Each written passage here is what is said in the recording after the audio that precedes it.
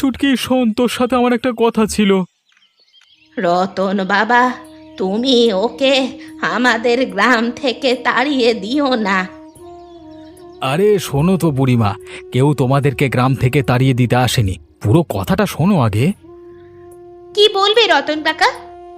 আমি খুব বড় একটা ভুল করে ফেলেছি রে, সেটার মাসুল আমাকে এখন দিতে হচ্ছে রে। কি হয়েছে বলো তো?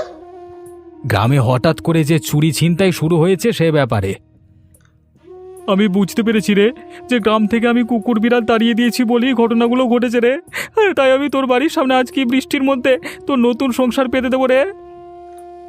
মানে? মানে হচ্ছে, তোমাদের বাড়ির সামনে যে ফাঁকা জায়গাটা আছে না, ওখানে আমি একটা ঘর করে দেব, যেখানে কুকুর বিড়ালেরা আশ্রয় পাবে। আর ওদের সমস্ত খাওয়ানোর দায়িত্ব আমার আমার আমার হ্যাঁ, শুধু তাই নয়, তোমাদেরও সংসারের সমস্ত খরচ আমি বহন করব।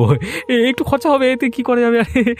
তোমাদের কোনো চিন্তা করতে হবে না, শুধু তার বদলে ছুটকিকে খেয়াল রাখতে হবে। রে, পারবি তো?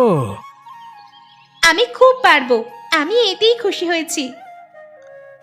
যাক, তোর খুশি দেখেই আমার খুশি। সব ভালোয় ভালোয় মিটে গেল, এতেই শান্তি।